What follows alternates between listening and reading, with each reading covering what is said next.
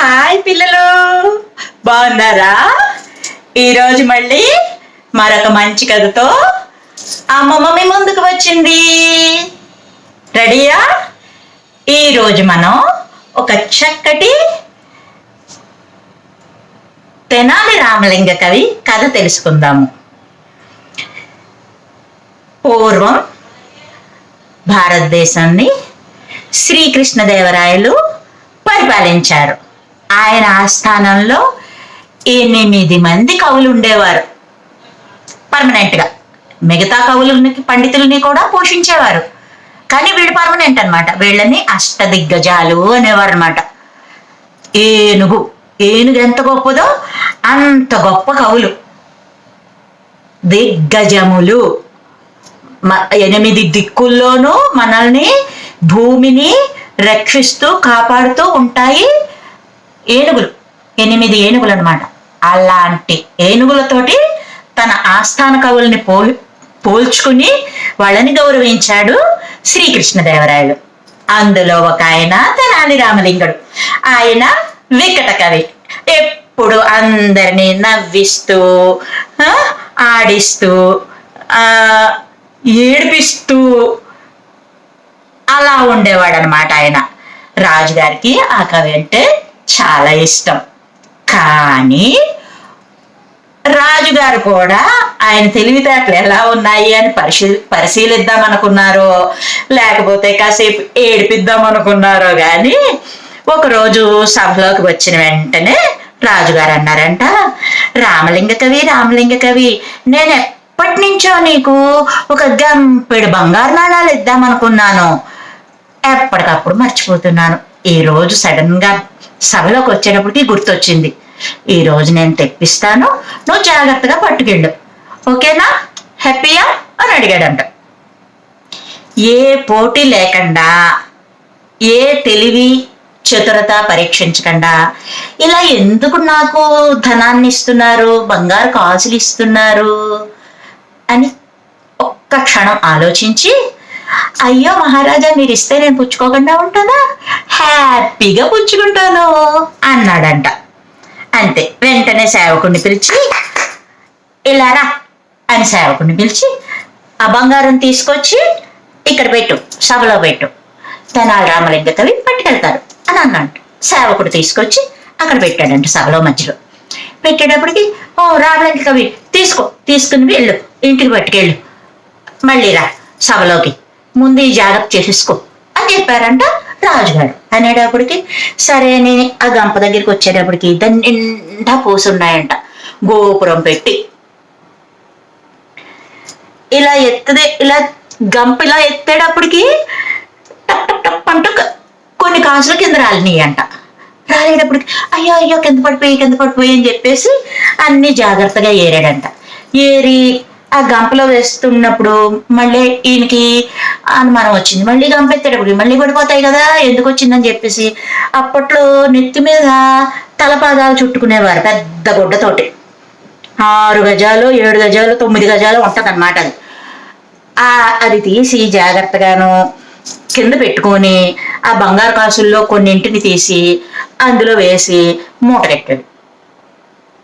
కట్టి ఇంకా కొన్నింటిని తీసి ఈ జేబులో వేసుకున్నాడు, ఇంకొంచెం తీసి ఈ జేబులో వేసుకున్నాడు, చొక్కా జేబులో. అలా జాగ్రత్త పెట్టుకుని కొంచెం ఆ గంప కొద్ది లోటుగా ఉంచుకొని బంగారు కాసులు గబుక్కుని ఎత్తిన పడిపోకుండా అనమాట. అలా చేసుకుని ఈ మూటను ఎత్తి మీద పెట్టుకుని నెత్తి మీద మళ్ళీ గంప పెట్టుకొని జాగ్రత్తగాను బయలుదేరడానికి సిద్ధమవుతుంటే రాజుగారు శభాష్ రామలింగ అన్నాడంట. అనేటప్పటికి మరి రాజుగారు మెచ్చుకున్నారు కదా, చిత్త మహారాజా అన్నాడు. అనేటప్పటికి నెత్తి మీద ఉన్న జేబులో ఉన్న అన్ని కింద పడ్డాడు. మళ్ళీ పడేటప్పటికి అయ్యో మళ్ళీ పడిపోయి అని చెప్పేసి అన్ని ఏరుకోవడం మళ్ళీ మొదలు పెట్టాడంట. అన్ని మళ్ళీ జాగ్రత్త చేసుకున్నాడంట. ఇంకా 1-2 కాసులు 4-5 అలా దొల్లి దూరంగా పడిపోయినాయి అనమాట. ఈ సభలో వాళ్ళందరూ కూడాను ఇంకా నవ్వులే అనమాట. రాజుగారికి అలాగా నెత్తి మీద జేబుల్లోనూ ఉన్నాయని ఆలోచించుకోకుండా మళ్ళీ ఆ వంగి నమస్కారం పెట్టాడు కదా, అందుకే నాకు చూసి అందరూ నవ్వుకుంటూ ఇదిగో రామలింగ ఇక్కడ ఉంది, ఇదిగో రామలింగ ఇక్కడ ఉంది, ఈ కుర్చీ కింద ఉంది, ఇదిగో ఈ బెంచీ కింద ఉంది, అదిగో ఆ చాప కింద ఉంది, ఆ కార్పెట్ దగ్గర ఉంది, అదిగో రాజుగారి సింహాసనానికి దగ్గరలో ఉంది, అలా చెప్పడం మొదలెట్టారంట. ఒక్కొక్క ఆయన ఈయన ఏరుకుంటుంటే సాయం చేస్తున్నారు అన్నమాట, నవ్వుకుంటూను. అలా ప్రతి కాయిన్ ఏరాడు జాగ్రత్తగా. ఏరి మళ్ళీ బొట్లో వేసుకున్నాడు, తలపాగా గొడ్లో మూట కట్టుకున్నాడు, మళ్ళీ జేబుల్లో నింపుకుని మళ్ళీ అన్ని సర్దుకొని నెత్తి మీద పెట్టుకుని బయలుదేరుతూ రాజుగారు వెళ్ళొస్తానండి అంటే, రాజుగారు అప్పుడు అన్నారంట, రామలింగ కవి, నీకు నిజంగానే ఏ చతురత గాని పాండిత్యాన్ని గాని ప్రతిభని గాని నేనేమి పరీక్షించకుండా, ఒక క్వశ్చన్ కూడా వేయకుండా, నువ్వు ఒక ఆన్సర్ కూడా చెప్పకుండా నేను ఇంత బహుమానాన్ని ఇచ్చాను కదా, ఓకే పడితే పడ్డాయి, ఏరుకున్నావు, బాగానే ఉంది, మరీ కక్కుర్తిగా 1-2 నాణాలు కూడా వదలకుండా అలాగా అటు ఇటు పరిగెట్టి ఏరవేటయ్యా, అంత అవసరమా?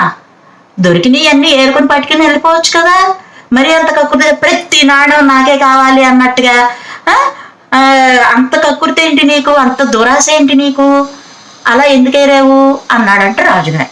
అనేటప్పటికీ, మన్నించండి మహారాజా, మీరిచ్చిన ప్రతి నాణ్యం మీద మీ బొమ్మ ఉంటుంది, అంతేకాదు రాజముద్రిక కూడా ఉంటుంది. ఇవి పొరపాటును ఎవరైనా చూసుకోకుండా కాలు వేసి తొక్కినా తన్నినా అది రాజాపరాధం కింద వస్తుంది. అటువంటి పరిస్థితిని నేను ఎవ్వరికి కలగకూడదు అన్న ఆలోచనతోటి ఏరుకున్నాను తప్ప దురాశ చెంది కాదు. మీరు ఇస్తారని నాకు తెలియదుగా, ఇచ్చారు బహుమానం, సంతోషంగా పట్టుకెడుతున్నాను. కానీ నన్ను నేను మర్చిపోకూడదు, నా స్థాయిని నేను మర్చిపోకూడదు, మిమ్మల్ని గౌరవించడం మానకూడదు. ఆ గౌరవభంగం వచ్చే చిన్న పని కూడా నేను చెయ్యను మహారాజా అన్నాడంట రామలింగ కవి. అంతే, అందరూ చప్పట్లు, ఎంత చక్కటి రాజభక్తి చూపించాడు రామలింగ కవి అని అందరూ ప్రశంసిస్తుంటే రాజుగారికి కూడా కళ్ళమ్మట కొద్దిగా నీడు తిరిగి ఆనందంతో గబగబా సింహాసనం దిగి వచ్చి రామలింగ కవిని లా గట్టిగా పట్టుకొని, నిజంగా నువ్వు నా కొలువులో ఉండడం నా అదృష్టం రామలింగ కవి, నేను చేసుకున్న అదృష్టం, ఇంత మంచివాళ్ళు నాకు దొరకడం అని చెప్పి నిజంగా అతను మనస్ఫూర్తిగా పొగిడి ఇంకా బోలెడన్ని బహుమతులు ఇచ్చి సేవకుల్ని కూడా ఇచ్చి అవన్నీ రామలింగ కవి ఇంటికి చేర్చాడంట. ఇదర్రా, మనం స్వామి భక్తిని కలిగి ఉంటే వాళ్ళు మనల్ని కూడా అలాగే బిడ్డల్ని ప్రేమించినట్టు ప్రేమిస్తారు. మనం ఎప్పుడు మనల్ని కాపాడే వాళ్ళని మనం గౌరవించి తీరాలి, మనల్ని పోషించే వాళ్ళని మనం గౌరవించి తీరాలి, ప్రేమించాలి. ఇవి ఎప్పుడు ఎవరు మిస్ అవ్వకూడదు. అది తల్లిదండ్రులైనా, గురువులైనా, ఉద్యోగం ఇచ్చిన పెద్దలైనా, ఎవరినైనా సరే వెటకారపు మాటలు మాట్లాడటం కానీ, వాళ్ళు బాధపడేలా మాట్లాడటం కానీ ఎవ్వరూ చేయకూడదు. ఇదే ఈ కథలో నీతి, రామలింగుడు చెప్పిన నీతి. బాగుందా? తప్పకుండా లైక్ చేయండి, షేర్ చేయండి, సబ్స్క్రైబ్ చేయండి, నన్ను ఎంకరేజ్ చేయండి. Thank you friends.